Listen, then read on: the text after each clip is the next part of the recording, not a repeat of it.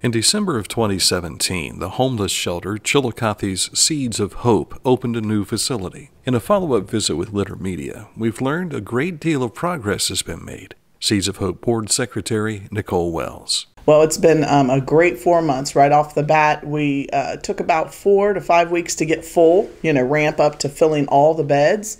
And then we stayed full for about 2.5 months. So we had 18 people in here just consistently for the last 2.5 months.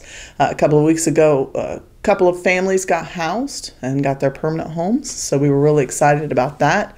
And so we have some spaces available right now. We're working through our waiting list. Timothy Harvey has joined the team as shelter coordinator. This is an amazing program. It's a family environment.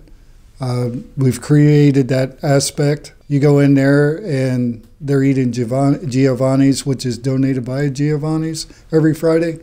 They're acting like a family, playing games, watching TV, watching movies. It's an awesome thing to see.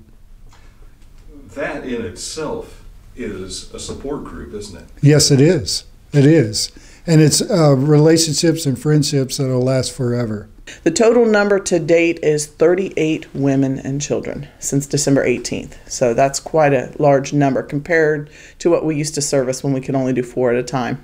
I knew that this new build, we all knew that it was going to be bigger and better, but with more work and more responsibility. The more people that you house, the more work that is involved. There's been challenges. There's been new roadblocks that we've hit, but we've overcome them all. And I think it's been great. Vanessa Escamilla is one of the near 40 homeless residents who have been served by Seeds of Hope since December. With the help of Seeds of Hope, she's making strides at getting back on her feet again. I was in a very dark place with no hope left, to be honest. And I can remember just a week before I got the phone call that I was begging and praying to God, like, I'm going to need some help. 2 hours I probably prayed for something. You got to send somebody. I was just telling my friend about how I had prayed that, and I was on my way back from a treatment program, and sure enough, I had a letter on my door from my aunt that said, Seeds of Hope called, and to call them back. And it was like totally ironic because I had just told her, like, I am so out of hope. And then Seeds of Hope called me, of all things. And not only did he send me some help, he sent me a whole team of help. Caseworkers, directors, church family. It's been amazing. It's first, I can see on their face they're scared. Who wouldn't be? You don't have anywhere to live. You don't have a job. Some don't have a job, some do. But you're looking for hope. And that's what our name is, Seeds of Hope. And a couple of days after, I watched the transformation start. And it's really cool to see. You see them going from scared to adapting and then overcoming. What was life like for you as a kid before you got out on your own? Life as a kid was pretty dark. I remember being a pretty happy kid, but I was totally oblivious to what my surroundings were. I honestly probably blacked out a lot of it. And so I was really glad to hear that here they had a mental health program as well as a substance abuse program, and they were going to tackle both and help me on my way. We all go through problems in life, and if somebody's there going through it with you, it becomes a lasting relationship. Your military members, when they're overseas and during a war, they become brothers for life because of those experiences. And this is very similar. The partnerships that we have formed here at Seeds of Hope have been wonderful.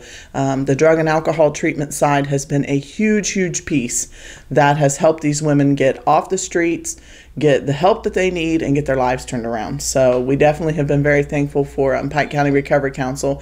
That partnership is kind of coming to a close. It was just a trial run period for us and for them. So we're still going to utilize them, but just in outsourcing people to them.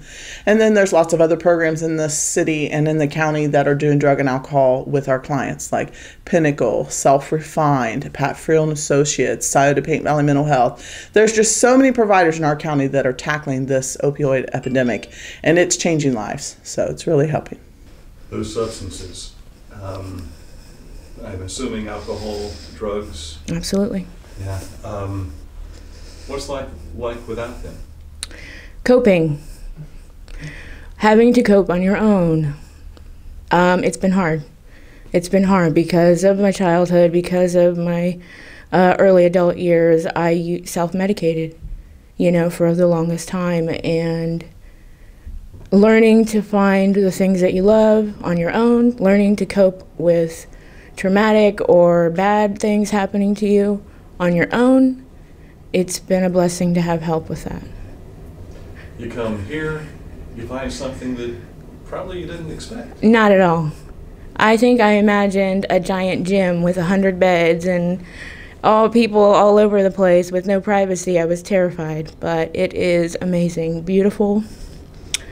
The people are so nice, and I didn't imagine it at all. What's next for you? So I did get a job, currently approved for housing, so I'm looking and seeking for house. And honestly, whatever door seems to be opening in front of me, I'm trying not to be afraid to walk through it anymore. This isn't about just finding a home. Anybody can find a home. It's about keeping a home and then having a forever home, keeping a job and having a forever job. If we were just in the business of getting them a home and getting them a job, they would return. But here at Seeds of Hope, we're more about managing them to where they can actually keep that home and then go to their forever home and have their forever job. We have case managers on site that are helping these women get to their appointments, find their housing, connect with all social services, and it's just been life-changing for these women. So that's a great partnership, but we're still looking for other partners. We're still looking for other agencies that want to join with us and service these clients, this demographic, women, children, and some men. We've had a couple of men in here, fathers, that are trying to get their lives back on track. I tell them all the time, you have no idea how much I appreciate you. Like, prayers were answered through you. And, they responded that it was him, but I can't thank them enough. There's just like no words that can explain it. I can't. We want to keep moving forward. We don't want to lose the momentum that we have in servicing these clients. And we're just looking for lots of volunteers. Please, we need volunteers and then community partners. To learn more about Seeds of Hope, visit seedsofhopeohio.com. There you'll find out how to become a volunteer, how to donate to the Seeds of Hope mission, and how to help others like Vanessa get the help they need. Make the phone call. Wait on the waiting list. It is worth it. Because I never imagined an entire team being so helpful, and the programs that there are available in Ross County and alone is amazing. So don't give up hope, because there is Seeds of Hope.